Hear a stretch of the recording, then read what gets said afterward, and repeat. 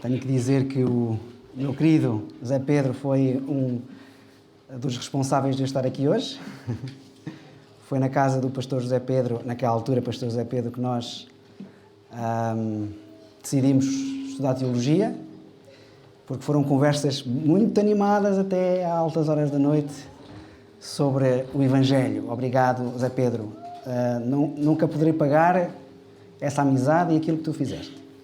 E sempre que eu puder, tiver a oportunidade, hei de sempre pregar e falar isso e testemunhar dessa forma, porque é verdade que foi o pastor Joaquim Nogueira que me batizou, irmã Vênia, é verdade.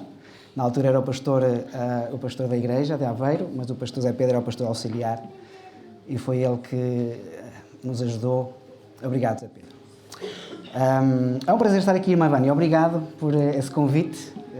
Eu fico feliz de poder estar aqui. Vejo que é uma igreja com muitos dons. Já vimos a Nice aqui com as crianças, vimos a irmã a cantar, também na Escola Sabatina. Obrigado aos queridos que fizeram a Escola Sabatina. É uma igreja com muitos dons, é pena estarem tão amarradas e comprimidas, não é? Porque eu sei que ainda há outro culto e por isso tem que ser rápido. Também é uma bênção para a igreja porque o culto é sempre muito mais pequenino, não é? A pregação é mais pequenina. Já não fica a pessoa, fica aqui 50 minutos a pregar, tem que pregar em 25 minutos e isso também ajuda a igreja. Mas realmente era bom que os irmãos da igreja estivessem todos juntos e não pudessem fazer dois cultos. Mas o Senhor está ao leme e o Senhor arranjará certamente uma solução para o vosso bom problema, que é o facto de terem muita gente, e graças a Deus por isso. Quero dar um abraço especial pela parte da União, à Igreja de Odivelas, dizer que a Igreja de Odivelas está no coração da administração, da União, temos orado por vós e vamos continuar a fazê-lo, porque sabemos que o vosso desafio é uma igreja alegre, é uma igreja vibrante, é uma igreja consagrada, mas é uma igreja que precisa realmente de um espaço, assim como outras aqui na zona de Lisboa. Infelizmente, a zona de Lisboa tem muitas igrejas que estão a abarrotar. Isso é bom, é o mal bom, não é? Se nós podemos dizer assim, mas é um desafio que temos que enfrentar. Obrigado, irmã Vânia. Eu vou tentar corresponder à expectativa daquilo que nós vamos falar. Bem, vamos falar um pouquinho, porque não temos muito tempo e o tempo urge, vamos falar um pouquinho sobre famílias restauradas. Famílias restauradas, igreja abençoada, não é? Nós sabemos isso. As famílias, quando elas são fortes, a igreja é forte. E quando nós falamos em famílias, não falamos só no casal, não falamos só no casamento. Falamos no lar. E o lar envolve os pais, os filhos, envolve o conjunto da família, o conjunto do lar, porque é importante. Nós sabemos que as famílias são, ou é, uma das instituições que Satanás mais ataca. E nós sabemos que quanto mais avançarmos na história da Terra, mais veremos problemas familiares a acontecerem na sociedade e, consequentemente, elas vão também replicando um pouco pelos cristãos, infelizmente. Mas nós temos uma bênção. A bênção do conhecimento de Deus, em primeiro lugar, e a bênção de saber que Deus pode fazer aquilo que nós não podemos fazer. Ou seja, nós podemos trabalhar na nossa família, e vamos falar um pouquinho sobre isso, mas a atitude e o princípio mais importante de uma família cristã é a presença de Deus no seu lar. E por isso, se está aqui algum jovem que diga, mas isto não é para mim porque eu ainda não sou casado, mas certamente vais querer contrair matrimónio um dia e, portanto, também é para ti, não é? Porque falamos de famílias, falamos da igreja. Famílias fortes, a igreja é forte. Se as famílias forem famílias que há problemas, certamente esses problemas também vão redundar dentro da família cristã, que é a igreja. E por isso nós vamos falar hoje de 3 princípios base, 3 atitudes que nós devemos ter na nossa família. Vamos ler alguns textos bíblicos, por isso vamos tentar ir cada vez mais além, não é? Vamos ler o Salmo 127:1, aqueles que não tiverem a sua Bíblia convosco podem ler aqui. É sempre bom ler a Bíblia, mas como nós temos um tempo tão contado, é mais difícil. Mas aqui nós vemos o seguinte: se o Senhor não edificar a casa, em vão trabalham aqueles que edificam. Ou seja, nós podemos trabalhar no nosso casamento, no nosso relacionamento, na nossa família, no nosso lar. Podemos fazê-lo. E vamos ver que essa é uma das atitudes que temos de ter. Esforço diligente. Porque uma família para ser feliz e ser abençoado e ser forte, não é de uma forma, não é num estalar dos dedos. Existem coisas, existem princípios e atitudes que nós temos que ter dentro do nosso próprio casamento, dentro do nosso próprio lar. E esta é a principal. Porque se o Senhor não edificar a casa, se não for o Senhor a trabalhar o nosso lar, em vão edificam ou trabalham aqueles que querem a edificar. Então, este é um princípio muito importante. Um dia, Isaías disse ao rei Ezequias: põe em ordem a tua casa, porque morrerás e não viverás. E nós, ao olhar para este título, ou este tema, ou esta expressão do profeta Isaías, põe em ordem a tua casa, nós podemos pensar que era a sua própria, ele próprio, não é? Ou seja, põe em ordem a tua casa, muitas vezes referimos-nos ao individual, àquilo que é pessoal. Nós temos que nos preparar para o regresso de Jesus. Mas quando nós falamos ali, põe em ordem a tua casa, não quer dizer só a área pessoal, não quer dizer só eu e Deus, não quer dizer só o reino, porque o rei era chefe de reino, e portanto põe a ordem a tua casa, ou seja, põe o reino em ordem, mas era também a sua própria família. E quando esta expressão, ou esta advertência, ou esta admoestação vem da parte de Deus, nós não podemos pensar que é só a nível individual que nós devemos pôr a nossa casa em ordem, ou seja, nós nos devemos preparar espiritualmente para o regresso de Jesus, mas também colocar a nossa casa no sentido de família, no sentido de lar. E, portanto, Deus deu-nos uma responsabilidade de nós podermos trabalhar e devemos trabalhar para que o nosso lar seja cada vez mais forte, para o lar seja cada vez mais abençoado. Então, hoje nós vamos falar um pouquinho, da parte da manhã, como restaurar a família. Como é que nós podemos restaurar a família? Que atitudes, que princípios devem nortear a nossa vida como casal, como lar, como família, para a podermos restaurar? Primeira coisa que eu gostaria de falar é a sabedoria. Uma das coisas importantes para nós governarmos e restaurarmos a nossa casa, o primeiro princípio, a primeira atitude é a sabedoria.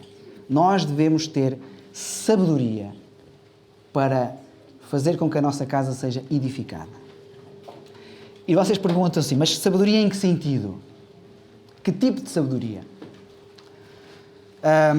Em primeiro lugar, eu quero dizer que se alguém aqui diz que tem falta de sabedoria, o apóstolo Tiago diz o quê? Peça a Deus, que a todos dá. Então, se nós acharmos que para restaurar a nossa família, para restaurar o nosso lar, nós precisamos de sabedoria, mas não a temos, ou queríamos mais, há uma coisa a fazer, é pedir a Deus. Em oração. Senhor, dá-me sabedoria para gerir a minha casa da melhor maneira. Dá-me sabedoria para cuidar dos meus filhos. Vocês sabem que, e quem tem filhos, sobretudo pequenos, sabe disso, a educação é uma arte. E nem todas as crianças são educadas da mesma forma. E nós temos que ter sabedoria para podermos educar os nossos filhos nos caminhos do Senhor. Porque nós temos que educar, em primeiro lugar, pelo exemplo. Nós, pais, temos que dar o exemplo aos nossos filhos, porque nós somos, digamos assim, a principal revelação de Deus para eles, sobretudo quando eles não conseguem raciocinar de outra forma. Eles olham para nós e olham para Deus como se tivessem a ver o seu próprio pai. Vão de reparar nisso. Se o pai é um pai presente, então é assim que eles têm essa imagem de Deus. Se o pai é um pai ausente, é essa imagem que eles vão ter de Deus. Então, a imagem que as crianças, sobretudo mais pequeninas, têm de Deus, reflete-se muito daquilo que os pais são. Sobretudo a figura paterna. Porque é a figura que eles mais assemelham com aquilo que eles acham que será Deus. Então, é muito importante educar pelo exemplo. É muito importante nós sermos modelos. É verdade que o único modelo é Cristo, Ele é o modelo por excelência, mas nós temos que ser pequenos modelos, pequenos exemplos para os nossos filhos. E depois é educá-los, não para esta terra somente, mas para a eternidade. Porque quando nós educamos para esta terra, e é bom que eles sejam bons na sociedade, sejam bons cidadãos, tenham um bom trabalho, um bom emprego, mas sobretudo que eles possam ser educados para a eternidade. Então, a primeira coisa é sabedoria. Senhor, dá-me sabedoria. Reparem o que diz Provérbios 24:3. Com sabedoria se edifica a casa. E com inteligência ela se firma. Então, sabedoria. Precisamos de sabedoria. Como é que nós podemos fazer, que tipo de atitudes nós devemos ter dentro do nosso lar, para com a nossa esposa, para com o nosso marido, para com os nossos filhos, para com os nossos pais. Temos que ter sabedoria. Se alguém tem falta, deve pedir a Deus. Reparem aqui, que é mais vocacionado para as senhoras. Diz, toda a mulher sábia edifica a sua casa. Normalmente nas igrejas nós temos mais senhoras do que senhores, não é? E este é um texto que está ali porque a mulher é a rainha do lar, não é? E pode muito bem, com sabedoria, ajudar a casa. E a mulher sábia edifica a sua casa. Mas a tola a derruba com as suas próprias mãos. Não é? Portanto, este é um conselho muito sábio de Salomão para cada um de nós e para as nossas famílias.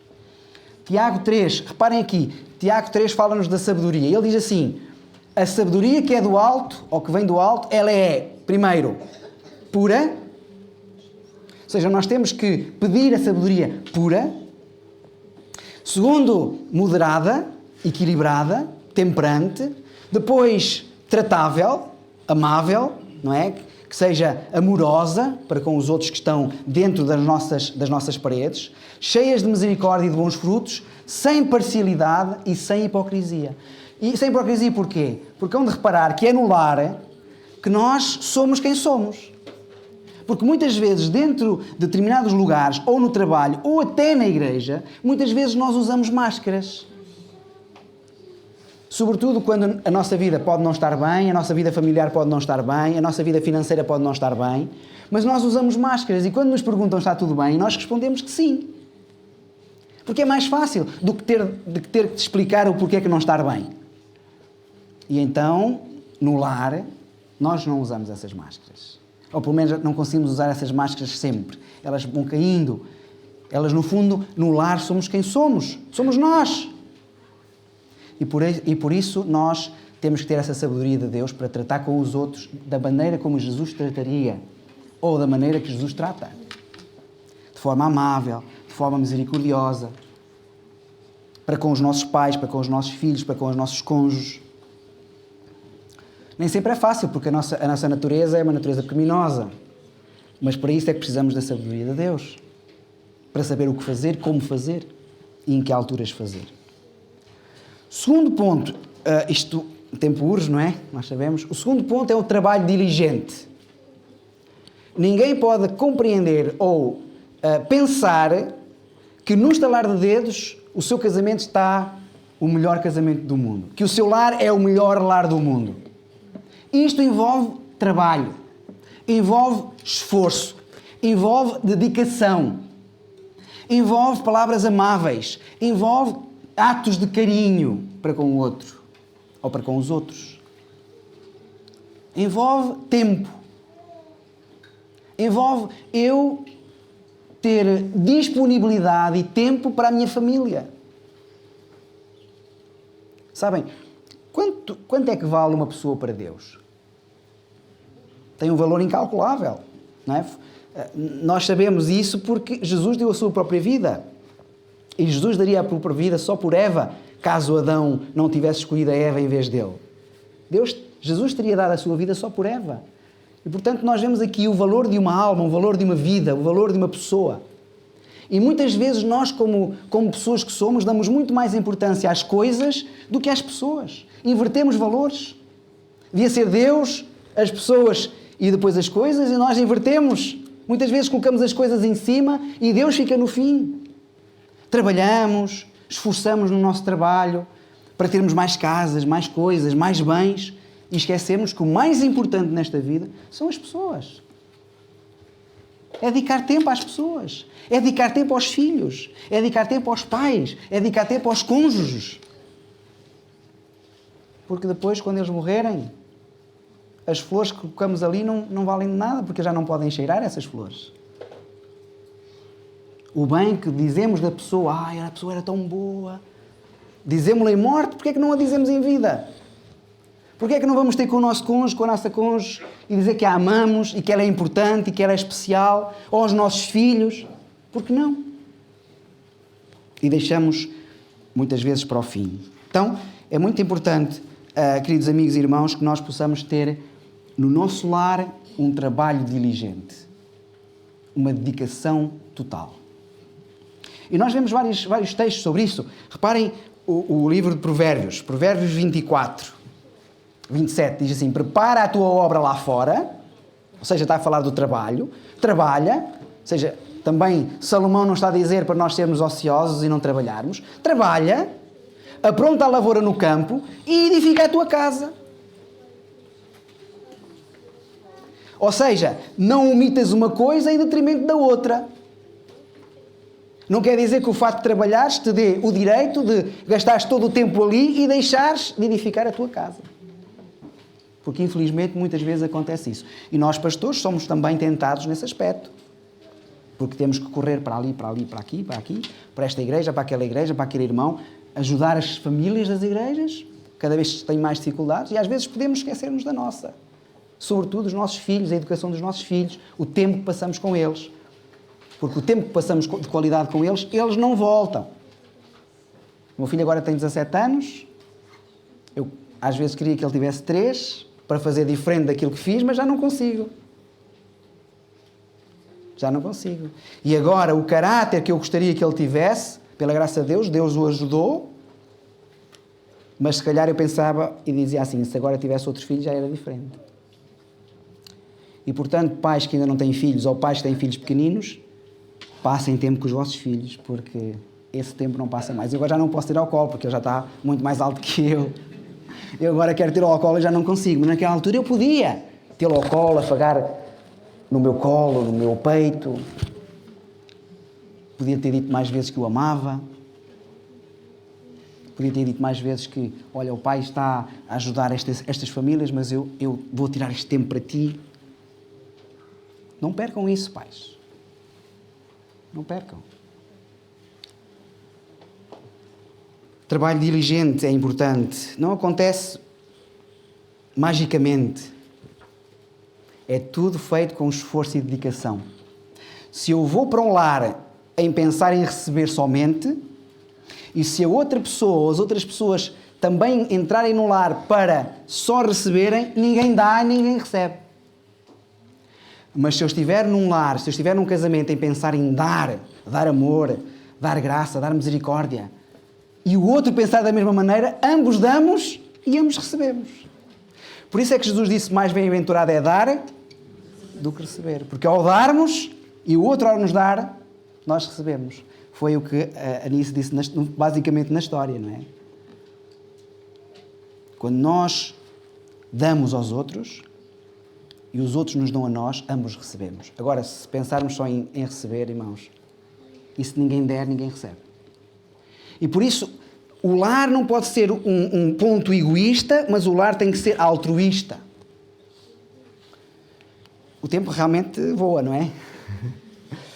A edificação de um lar não aparece, já vimos isto, o lar é uma construção que precisa ser regada, que precisa ser cuidada, que precisa ser trabalhada, com palavras amáveis. Digam à vossa esposa que a amam. Digam ao vosso cônjuge, digam ao vosso marido que ele é importante para vocês. Às vezes estamos tão afastados, tão até diminuídos pessoalmente, que não temos capacidade para o fazer, mas nós devíamos fazê-lo.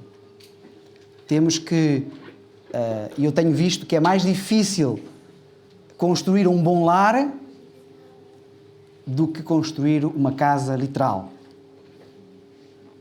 Eu já trabalhei nas obras, o Pedro sabe disso, não é? Eu antes de ir para Colonge, eu investi-me ali um bocadinho nas obras para receber algum valor, algum dinheiro para poder ir para Colonge. Não é fácil, sobretudo quem não está habituado. Mas é mais fácil construir uma casa, literal, do que construir um bom lar.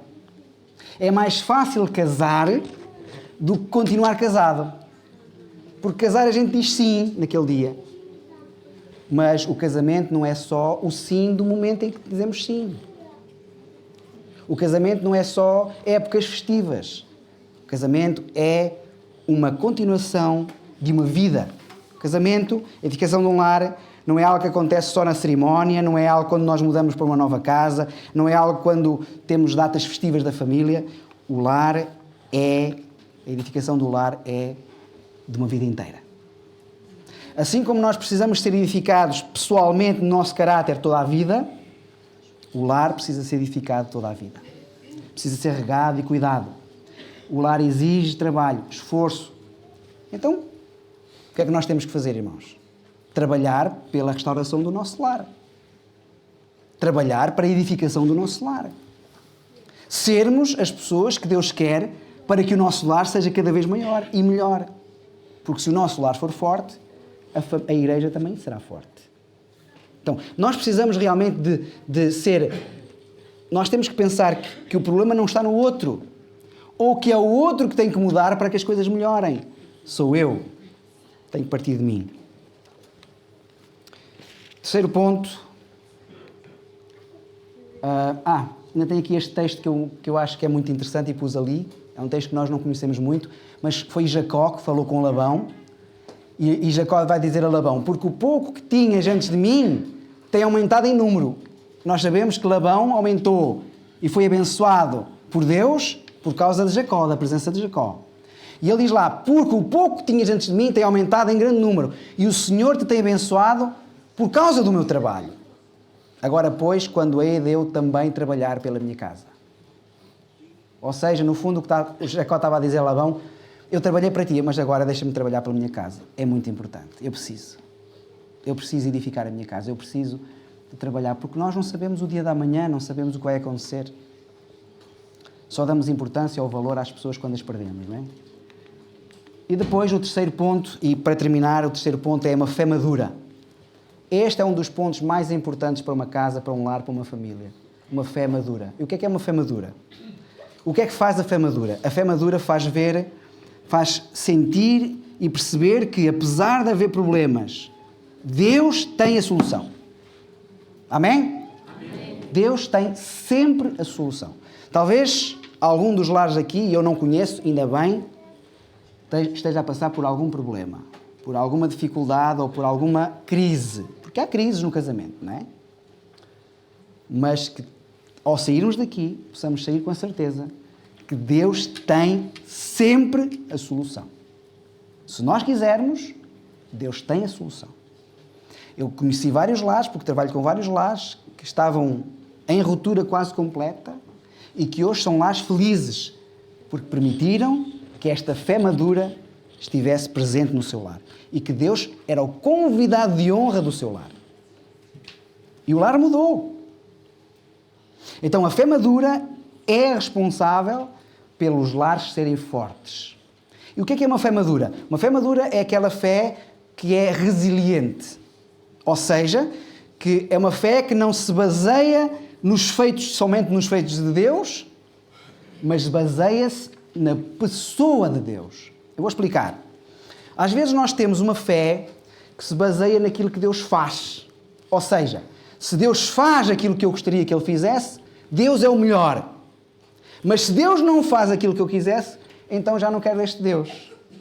Foi o que aconteceu com o povo de Israel quando saiu do Egito, não é? Deus abriu o mar vermelho, não há outro Deus igual. Mas chegam a um ponto em que eles veem que a água é amarga e não conseguem beber, então Deus já é o pior de todos e querem voltar para trás. Então, porquê? Porque eles baseavam a sua fé nos feitos, naquilo que Deus faz.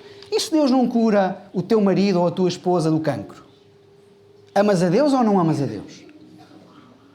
E se Deus não faz aquilo que tu gostarias que Ele fizesse, não te der aquele trabalho que tu querias?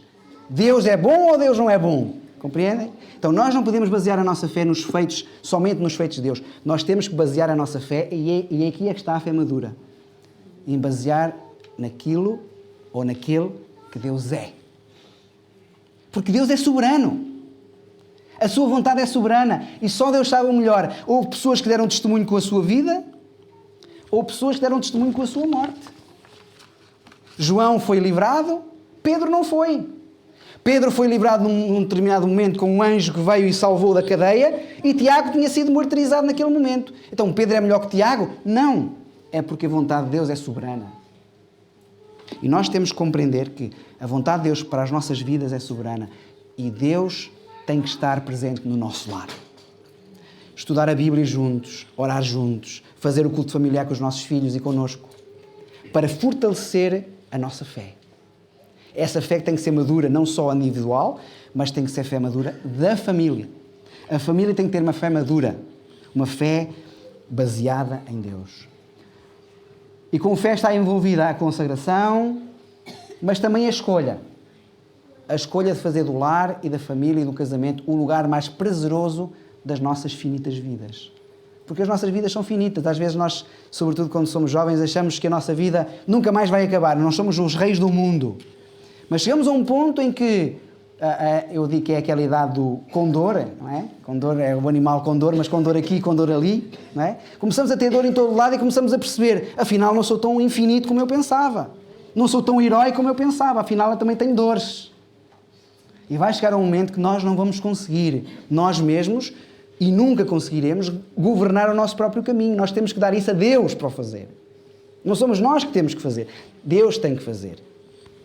E então envolve fazer do nosso lar o lugar mais prazeroso, onde nós entramos e nos sentimos bem, onde nos sentimos nós mesmos, onde nos sentimos amados, onde nos sentimos acarinhados.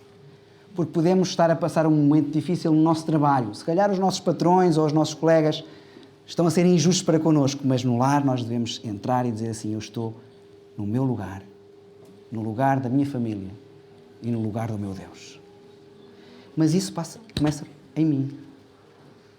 Isso começa em mim. A família é a base sólida que sustenta uma família abençoada. A fé é uma base sólida que sustenta uma família abençoada. Nós temos que ter fé e temos que convidar Deus a estar presente na nossa vida. Estou a terminar, irmãos, não quero, porém, fazê-lo antes de ler mais 2 textos convosco. O primeiro texto, todos nós conhecemos, por isso não vou ler bem, ao todo. Vou dizer, aquele que escuta as minhas palavras e as cumpre é o homem que edificou a sua casa onde? Na rocha. Quem é a rocha? É Cristo. Então esta casa que aqui está a falar, vamos colocá-la na nossa vida pessoal, sim, certo? Mas vamos colocar também no nosso lar.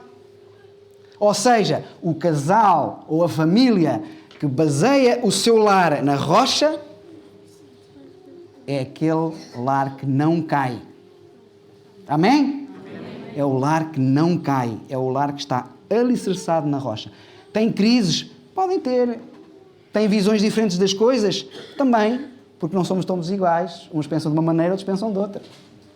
Agora estamos ali em casa a pensar as nossas férias e uns querem ir a um lado, outros querem ir ao outro e tudo mais, e nós dissemos, pronto, ok, então vamos pôr os 4 papelinhos, porque somos 4, dentro de um saco e tiramos à sorte. E calhou o Barcelona, que é no sítio onde o meu filho quer ir, e lá, paciência, lá temos que ir para Barcelona.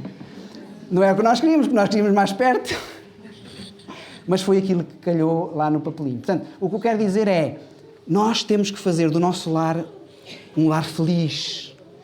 Um lar feliz. E temos que baseá-lo onde? Em Cristo. Cristo é a rocha no qual baseamos o nosso lar. E eu quero sair daqui e, assim como vós, eu também quero dizer, assim como Josué disse, eu gosto muito desta passagem de Josué. Quando Josué olhou para o povo, vocês sabem que o povo de Israel sempre foi de altos e baixos, não é? E chegou um momento em que o povo estava a seguir os deuses do Egito. Os deuses dos amorreus, os deuses que estavam dentro do lugar onde eles estavam, dentro de Canaã, os deuses cananeus. E Josué chegou a um ponto e disse assim, agora, pois, temei ao Senhor e serviu com sinceridade e com verdade. Deitai fora os deuses os quais serviram os vossos pais no Egito, ou além do rio, ou aqueles que servis agora, porque muitos deram os deuses que existiam nos cananeus. Agora reparem o que é que ele diz ali. Porém, se vos parece mal aos vossos olhos servir ao Senhor, escolhei hoje a quem servais. Se é aos deuses a quem serviam os vossos pais que estavam além do rio, ou aos deuses dos amorreus em cuja terra habitais. Porém, eu e a minha casa... Amém. Amém. Eu e a minha casa serviremos ao Senhor. É isto que queremos dizer a Deus hoje. Eu e a minha casa serviremos ao Senhor. Por isso é que quando chegarmos e quando Jesus voltar, nós diremos... Eis-me aqui, Senhor, com os filhos que me deste. É claro, irmãos, a educação é muito difícil. Vai chegar a um ponto em que eles têm que decidir por si próprios.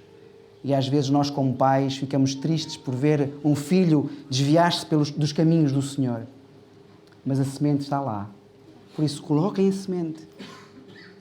Quando vocês colocam a semente e partilham o Evangelho com alguém, nunca sabem se essa pessoa se vai converter, mas a semente está lá. Assim acontece com os vossos filhos.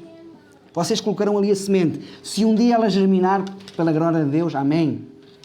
Mas se a escolha deles for o contrário, vocês fizeram a vossa parte de os educar nos caminhos do Senhor. E por isso, orem por eles, orem pelos filhos, orem pelos maridos, orem pelas esposas, orem pelos pais, não se esqueçam.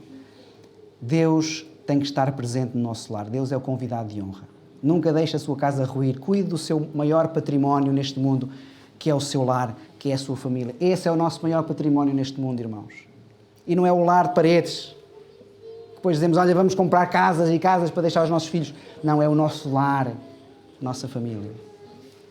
Com o trabalho e esforço diligente, com uma sabedoria que Deus nos dá do alto e tendo a fé por base, nós teremos um lar feliz, um lar para a eternidade. E, portanto, quero terminar. A grande atitude ou o princípio que devemos nortear um lar cristão deve ser Deus estar presente no nosso lar. Que o Senhor vos ajude, que o Senhor ajude cada um de nós a pedirmos a presença de Deus como convidado de honra dos nossos lares. Amém. Vamos continuar a louvar a Deus com o hino 408. Abençoa este lar.